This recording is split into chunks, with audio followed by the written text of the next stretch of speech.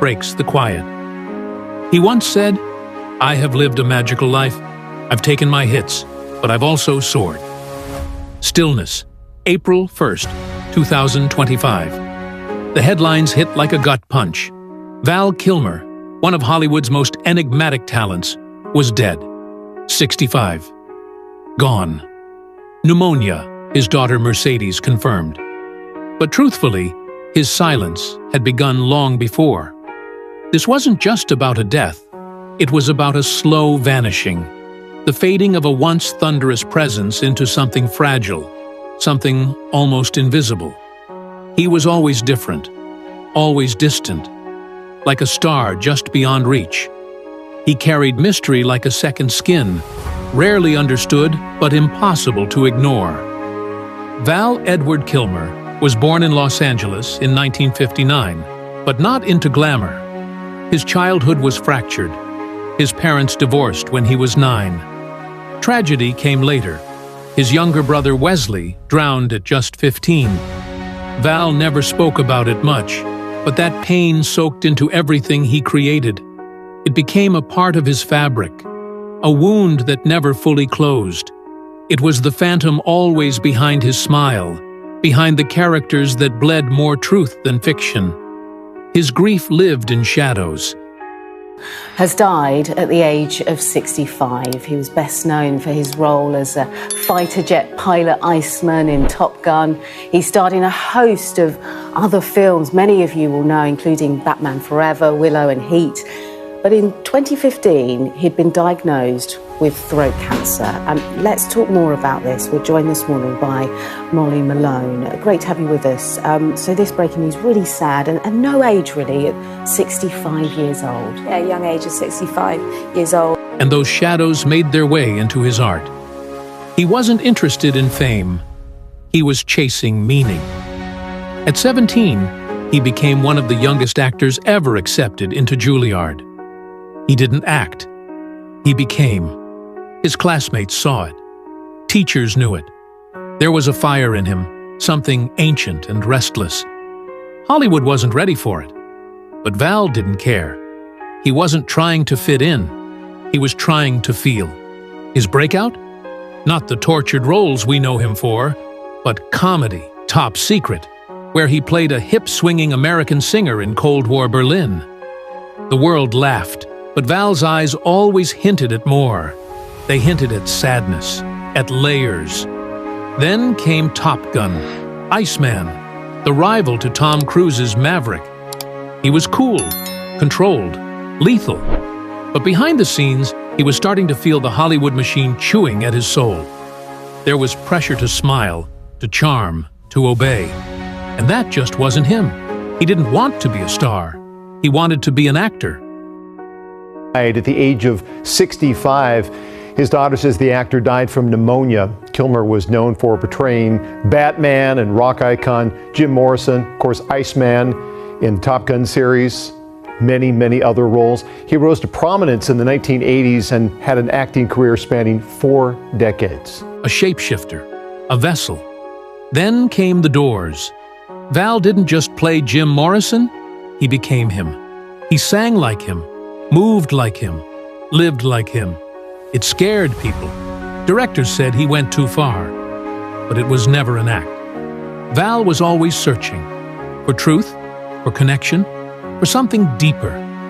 Of actor Val Kilmer. To Gen Xers everywhere, he was known simply as Iceman, the call sign of one of the most beloved movie antagonists of the 1980s.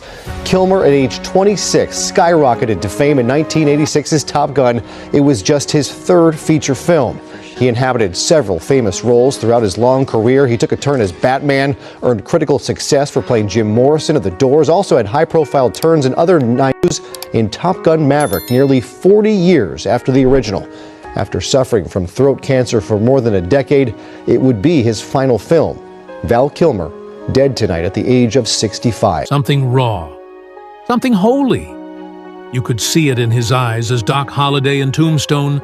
A performance so raw, so broken, it felt like a man offering his soul through every whispered word.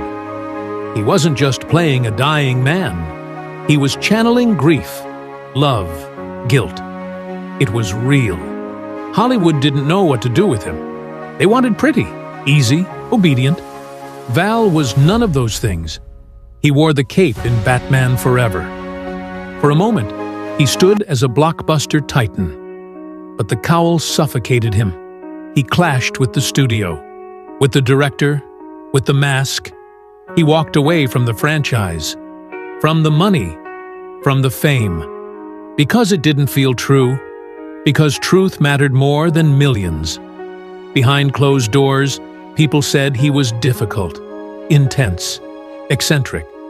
But those closest to him saw the man who wrote poetry at 3 a.m., the man who collected letters from fans and cried reading them, the man who painted, who wrote plays, who loved his children, Jack and Mercedes, more than the spotlight.